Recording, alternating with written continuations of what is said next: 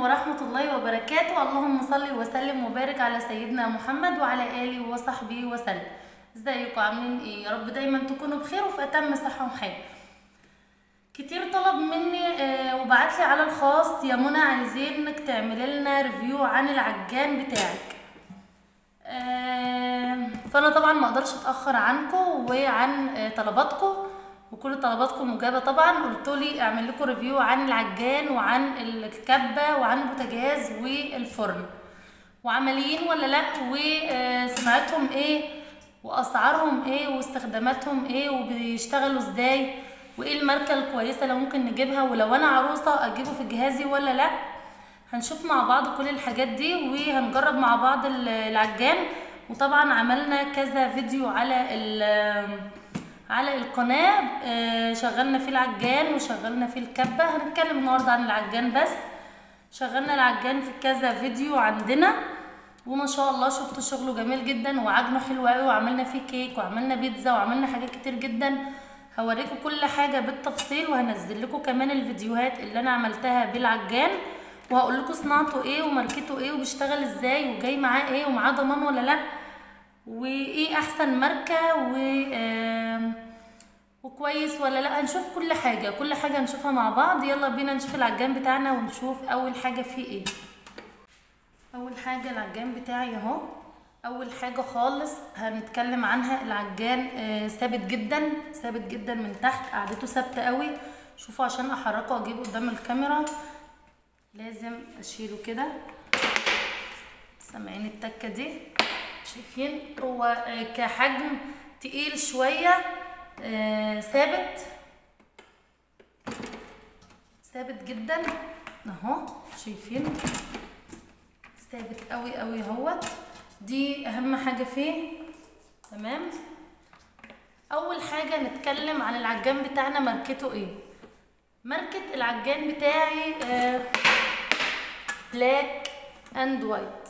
شايفين بلاك اند وايت. في ماركات كتير جدا، وليه اخترت بلاك اند وايت؟ عملت ريفيوهات كتير برضو وشفت ريفيوهات كتير عن العجان قبل ما اروح اشتريه. بصراحه بحثت على الانترنت وشفت ناس كتير من اليوتيوبرز وناس كتير جدا من اللي بيعملوا نفس المحتوى بتاعي شكروا فيه قوي، وكمان قالوا عليه كويس وجابوا كذا نوع وثبتوا على ده. فبدأت ان انا ابحث عنه واشوف بلاك اند وايت صناعته ايه وكويس ولا لا، واستخداماته ايه وكم واط والكلام ده كله. يعني بحثت عنه شوية وشفت ايه احسن حاجة فيه وايه اوحش حاجة فيه. طبعا في انواع كتير وفي ماركات كتير، في كينود، في بلاك اند وايت، في ميانتا، في بلاك اند ديكر، في كمان تقريبا في كمان فريش طلع عجان كمان. شركة فريش كمان عملت عجان جديد. يعني في ماركات كتير قوي. بس بصراحة واكلمكم بصراحة، انا مش طالعة اعمل ريفيو عن الشركة طبعا بتاعة العجان خالص، والله العظيم انا طالعة اعمل ريفيو عن العجان بتاعي انا الشخصي، استخدمته كويس ولا لا وكده. وبما اني يعني اشتريته واخترت النوع ده فجربته كتير. طبعا انا الريفيو ده عامله برضو من فتره، ومرضتش انزله لكم غير لما اتاكد ان هو كويس واستخدمه كمان شويه. يعني انا تقريبا داخله على سنه اهوت استخدام للعجان. بستخدم العجان بتاعي ده بقاله سنه، شغال معايا كويس قوي وحلو. عجبني بصراحه، عجبني جدا. فطبعا لو هنتكلم على اعلى ماركه او احسن ماركه، طبعا كينود. يعني كينود نمبر 1. تمام. كينود رقم 1. بس كينود طبعا صناعة انجليزي تقريبا، ومفيش منه قطع غيار في مصر. قطع غياره مش متوفرة في مصر، بس طبعا رقم 1. وما شاء الله يعني اجهزة كينود عامة حلوة قوي وجميلة جدا وبتعجبني انا شخصيا، وعندي حاجات معينة منها هبقى اوريها لكم بعد كده. فتاني حاجة على طول بعد كينود بصراحة بلاك اند وايت. تمام. في السوق المصري عامة بلاك اند وايت كويس جدا بعد كينود. فالماركة بتاعنا زي ما قلنا بلاك اند وايت. العجان بتاعنا له قاعدة ثابتة قوي من تحت، علشان لو حطيتي فيه كمية كبيره من العجن من الدقيق او من العجين ما يتحركش معاكي، ثابت قوي قوي قوي. تمام اهو. اول حاجه بقى هنعملها عندنا انا هجيلكم كده بقى من هنا، اجيب لكم العجان هنا شويه علشان اوريكم ايه اللي في العجان. اول حاجه خالص ده بتاع رفع الحته دي بتاع العجان. تمام، يبقى الزرار ده كده كده بنرفع، كده بننزل. تمام، تاني كده برفع واسيب، عايزه انزله انزل دي وافضل ضغط عليها كده لحد ما انزله واسيب. تمام خلاص كده، دي اول حاجه. تاني حاجه فيه بقى ده زرار التشغيل بتاعه. طبعا عندي العجان بتاعي 6 سرعات، 6 سرعات، اول سرعه، تاني سرعه، تالت، رابع، خامس، المهم ان هو 6 سرعات اهو. اعلى سرعه طبعا رقم 6 كده. لو عايزه تشغلي شويه وتوقفي انت بمزاجك، لو عايزه تشغلي وتوقفي حاجه مؤقته انت تتحكمي فيها بايدك. تمام خلاص كده العجان بتاعنا ده كده شكله من قدام. طبعا دي الفيشه بتاعته في الجنب. يبقى ده السرعات، زرار السرعات بتاعه. دي الزرار الحته اللي احنا بنفتح منها الغطا كده وبنقفل منها. تمام، بعد كده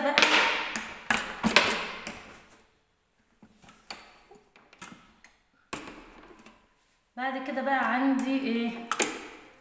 عندي دي كده حته ازازه كده شفافه، غطا يعني بنركبه هنا كده علشان لما تيجي تعجني حاجه مثلا ودقيق والكلام ده ما يعفرش ويبهدلك الدنيا ويبهدلك المطبخ بتاعك، فبتحطيها كده وتقفلي علشان الدنيا ما تتعفرش. طبعا ليها غطا. الغطا ده استخداماته ايه ولازمته ايه؟ طبعا لما العجان بيكون شغال وعايزه تضيفي حاجه مثلا شويه زيت، عايزه تضيفي مثلا لما بتكوني بتعملي كيك او حاجه وعايزه تضيفي بيضه بتضيفيها من هنا بدل ما تفتحي وتقفلي في العجان، بتضيفيها من هنا والعجان بتاعك شغال. تمام، دي كده ليها هنا 3 بتاع زي جلده كده علشان تثبت الغطا بتاعنا لما يتركب فوق. تمام،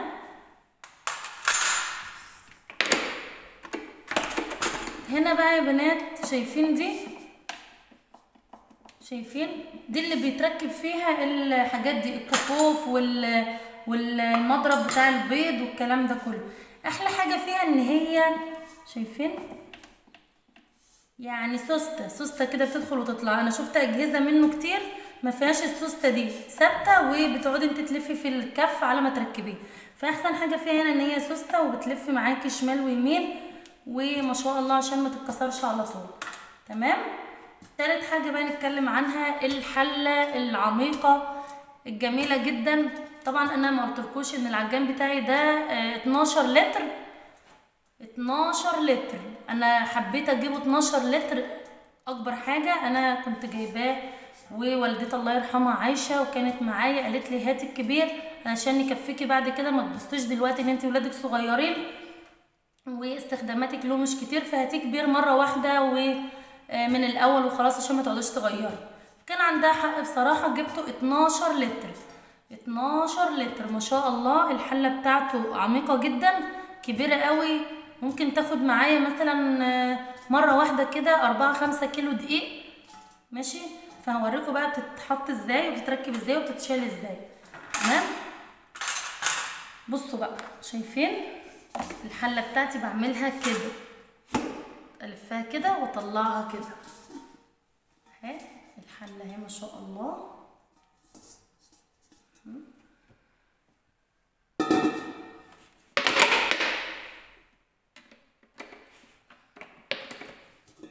الحله اهي غويطه جدا، واسعه كبيره ما شاء الله.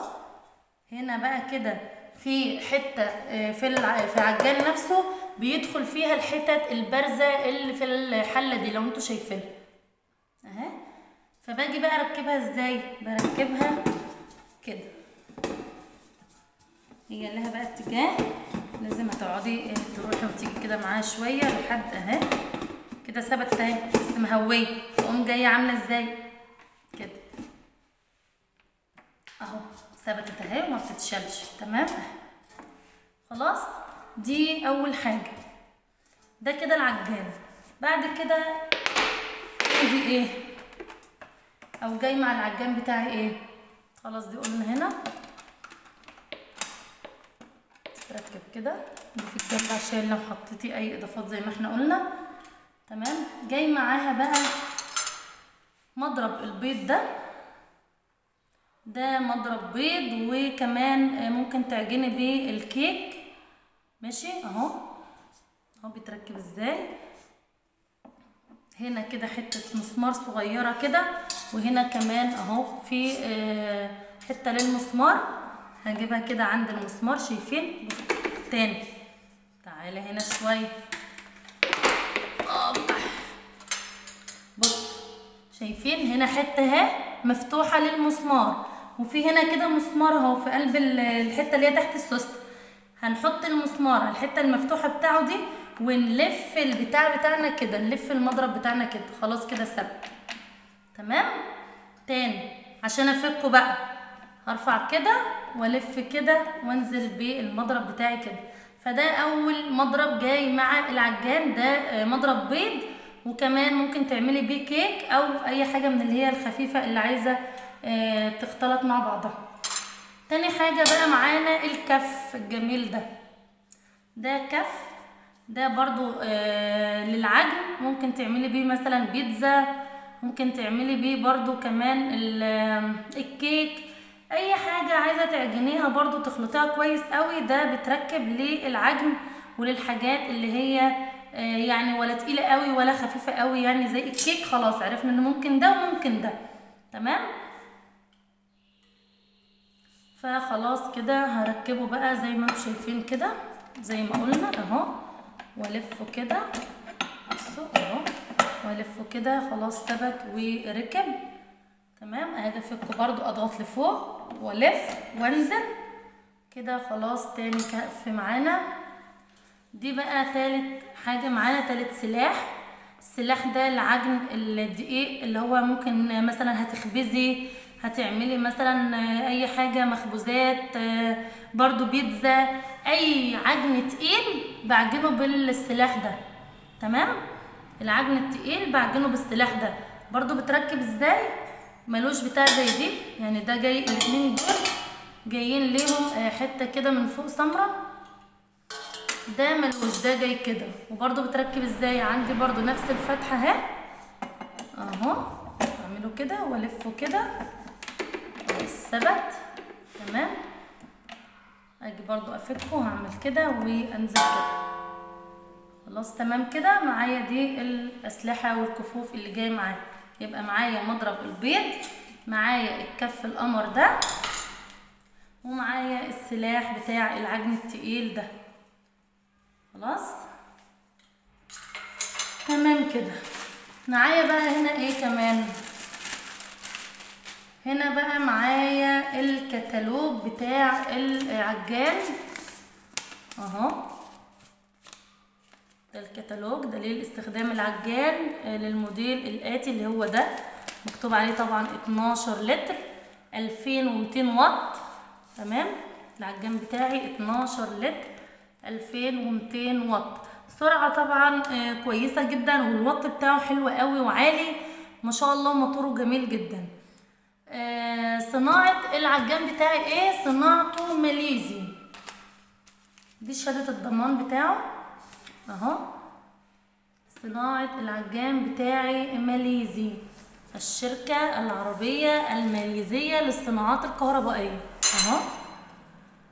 تمام. دي صناعة ماليزي بس تقفيل مصري طبعا، بس الموتور بتاعه ماليزي، التقفيل نفسه مصري، بس حاجة كويسة اوي ونضيفة جدا وجميل اوي. ده طبعا انا وريتلكوا الدليل بتاعه، الاستخدامات ازاي وبيتركب ازاي. وبرده لما تجيبيه بص على الارشادات بتاعه. اي جهاز تجيبيه لازم تقرأي الدليل بتاعه والارشادات كويس قوي، علشان تحافظي عليه وتعرفي تستخدميه ازاي. تمام. طبعا دول انا حطاهم في الكيسه بتاعهم وعينهم عندي في الدرج علشان لا قدر الله لو حصل اي حاجه يبقوا موجودين. خلاص كده يبقى دي كل حاجه في العجان. العجان بقى بتاعي بيشتغل ازاي؟ هنستخدم مثلا ده هركبه كده اهو، وهنزل ده زي ما احنا قلنا كده اهو، اعمله كده وننزل كده ماشي. نعمل الغطا بتاعنا دهوت كده اهو،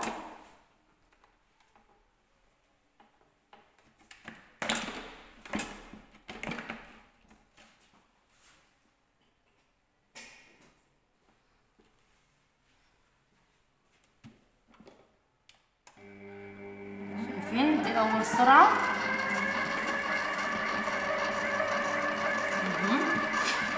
عندي تاني سرعة،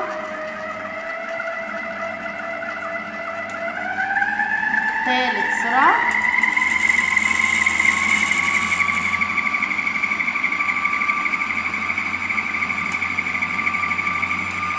دي رابع سرعة، دي الرابعة، دي الخامسة، ودي سادس سرعة واخر سرعة واعلى سرعة. شايفين ما شاء الله العجين شغال ازاي؟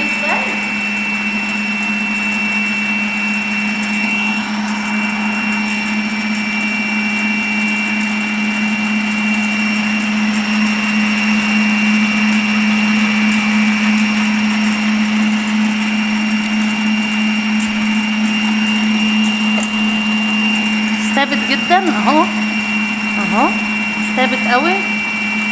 تمام. ههدي بقى، ما اقفلش العجان بتاعي على طول كده، اقلل في السرعات كده كده، اهدي السرعه بتاعتي وانا جايه اقفله واحده واحده ماشي.